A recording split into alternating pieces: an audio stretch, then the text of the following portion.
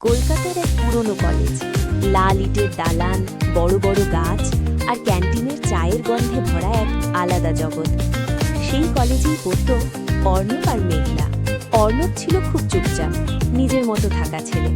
Class করে লাইব্রেরিতে বসে বই পড়া, এই ছিল তার রুটিন। আর মেঘলা, সে ছিল পুরো উল্টো, হাসি খুশি, প্রাণবন্ত, বন্ধুদের আড্ডার প্রাণ। একদিন লাইব্রেরিতে বই নিতে গিয়ে মেঘলার হাত থেকে হঠাৎ বই পড়ে যায়। অর্ণব পাশেই ছিল।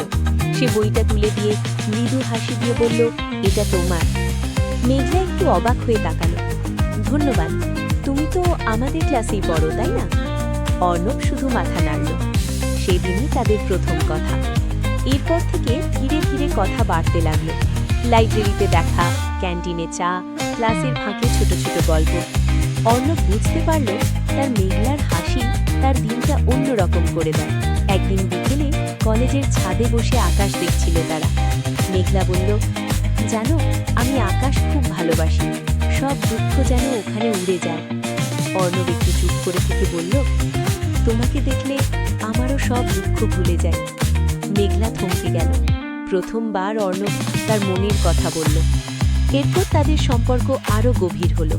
পরীক্ষার চাপ, একসাথে পড়া, ছোট ছোট ঝগড়া, সব কিছু মিলিয়ে এক সুন্দর কলেজ জীবন। কিন্তু শেষ বর্ষে এসে সব কিছু বদলে যেতে লাগল। মেঘলা চাকরির জন্য অন্য শহরে চলে যাওয়ার সুযোগ পেল। স্টেশন প্ল্যাটফর্মে দাঁড়িয়ে মেঘলা বলল, আমাদের কি এখানেই শেষ? অর্ণব হেসে বলল, না, ভালোবাসা কখনো শেষ হয় না, শুধু একটু দূরে থাকে। ট্রেন ছেড়ে দিল। মেঘলা জানালার পাশে দাঁড়িয়ে চোখের জল লুকাতে পারল না। অর্ণব শুধু তাকিয়ে রইল যতক্ষণ না ট্রেনটা চোখের আড়াল হয়ে যায়। বছর কেটে গেল। একদিন হঠাৎ সেই একই কলেজ ক্যান্টিনে অর্ণব বসেছিল। হঠাৎ পেছন থেকে একটা পরিচিত কণ্ঠ, এক কাপ চা হবে?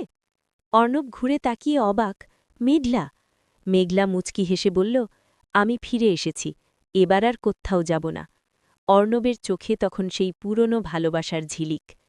কলেজের সেই নীল আকাশের নিচে আবার শুরু হলো তাদের গল্প, নতুন করে, কিন্তু একই ভালোবাসায়।